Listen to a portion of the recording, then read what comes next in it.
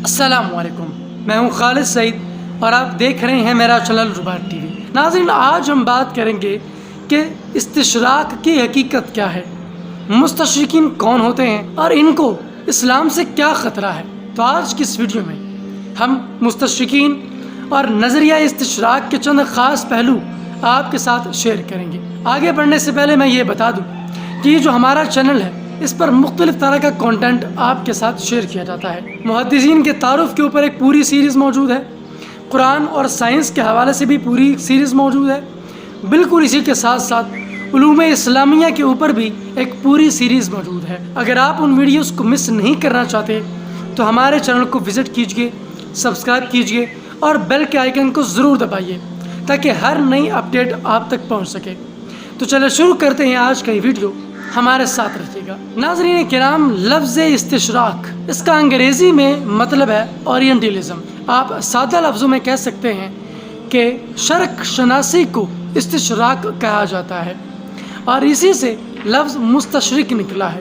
اس کا مطلب ہے عالم مشرقیات، یعنی مشرقی علوم و فنون ہو یا مذہب ہو، عقیدہ رویہ ہو یا ثقافت کا کوئی ایک خاص پہلو، ہر لحاظ سے مشرق کا تنقیدی جائزہ لینا ہی استشراق کہلاتا ہے، اور جو اس کا عالم ہوتا ہے اسے مستشرق کہتے ہیں یا انگریزی زبان میں اورینٹلسٹ کہتے ہیں۔ استشراق کی جو تاریخ ہے اس میں بہت سارا اختلاف پایا جاتا ہے۔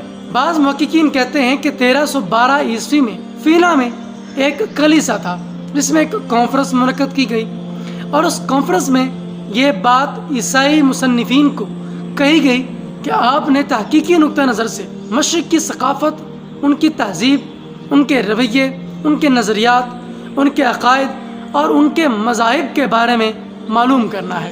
یہ وہ کانفرنس تھی جس میں پہلی مرتبہ یہ لفظ استعمال کیا گیا، جبکہ بعض محققین کہتے ہیں کہ 13ویں صدی عیسوی میں کشتالہ میں ایک الفونس نامی بادشاہ رہا کرتا تھا جس نے اعلیٰ تعلیقات کا ایک ادارہ قائم کیا۔ اس ادارے کا سربراہ ابو بکر الرقوطی تھا، جس کی سربراہی میں تورات، زبور، انجیل اور تلمود کا ترجمہ لاطینی زبان میں کیا گیا۔ تب سے یہ کمیٹی اور ادارہ استشراق کے نام سے مشہور ہو گیا۔ لیکن کچھ لوگوں کا خیال یہ بھی ہے کہ پطرس نامی ایک بہت بڑا بادشاہ تھا جس کی سربراہی میں قرآن کریم کا ترجمہ لاطینی زبان میں کیا گیا، اور اس نے یہ ادارہ قائم کیا تھا۔ بہرحال جو بھی ہو، یہ تینوں طرح کے اقوال ہمیں یہ بتاتے ہیں کہ ایک لمبے عرصے سے ایک ایسی تاریخ ضرور وجود میں آ چکی تھی جو مشرقی ممالک کی نہ صرف جغرافیائی حدود کا بلکہ ان کی ثقافت کا، ان کے کلچر کا، ان کی تہذیبی رویوں کا، ان کے مذاہب، عقائد اور نظریات کا ہر طرح سے مطالعہ کر رہی ہے۔ ان کی چیزوں کو اپنی زبانوں میں ٹرانسلیٹ کر کے باقاعدہ شعبہ بنا چکی ہے، اور وہ شعبے میں بہت زیادہ ترقی کر چکے ہیں۔ یہ بات سن کر آپ کو حیران نہیں ہونا چاہیے۔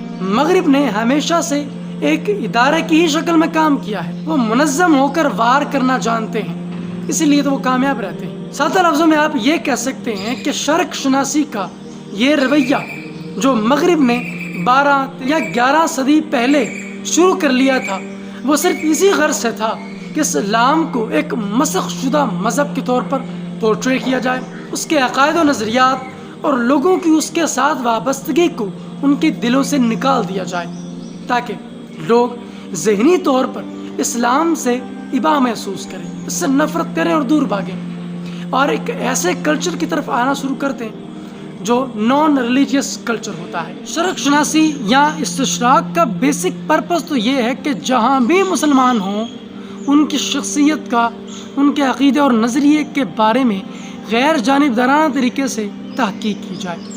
اس کو اس بات سے کوئی غرض نہیں ہے کہ کوئی مشرق میں رہتا ہے یا مغرب میں رہتا ہے، ان کو صرف اس چیز سے غرض ہے کہ مسلمانوں کی ذہنیت کا مطالعہ کیا جائے۔ شروع میں انہوں نے ہندو مت، سکھ مت اور جین مت کا بھی مطالعہ شروع کیا تھا، لیکن وہ کہیں چھوٹ گیا ان سے۔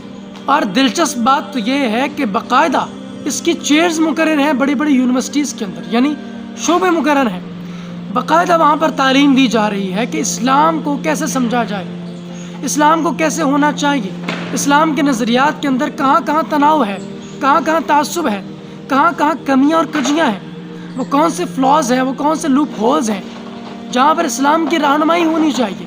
آپ خود سوچ سکتے ہیں کہ کن مضامین کو لے کر مستشرقین کتابیں لکھ رہے ہیں، لیکچرز دے رہے ہیں، یونیورسٹیز میں پڑھا رہے ہیں۔ ایک طبقہ مستشرقین کا وہ بھی تھا جو غیر متعصب تھا۔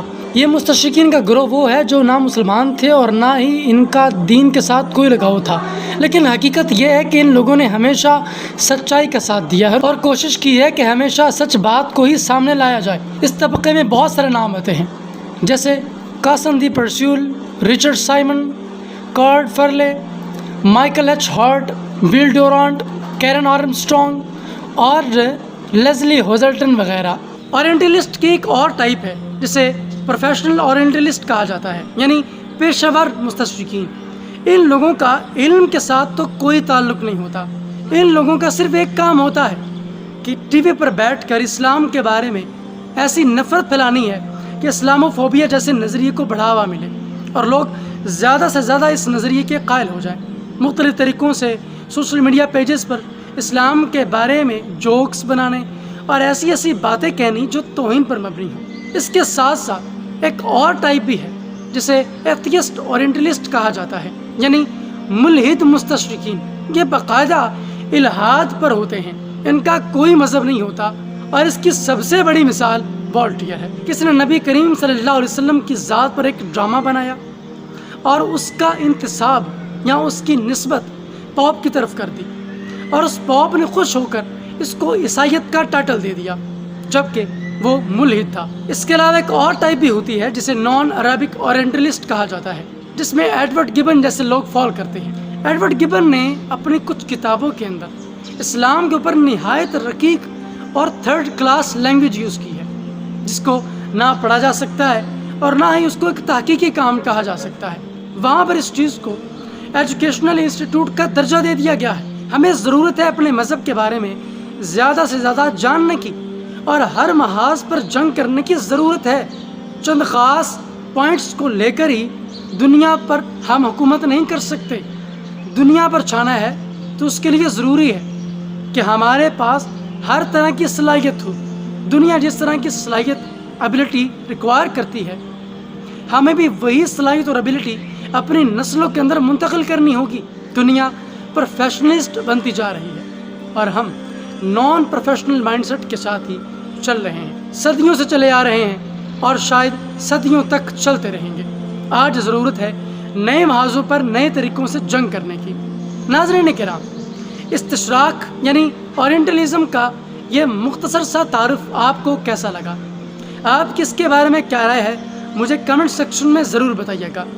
اب میں ملوں گا آپ سے ایک نئی ویڈیو میں اور ایک نئے کانسیپٹ کے ساتھ۔ تب تک کے لیے اللہ حافظ۔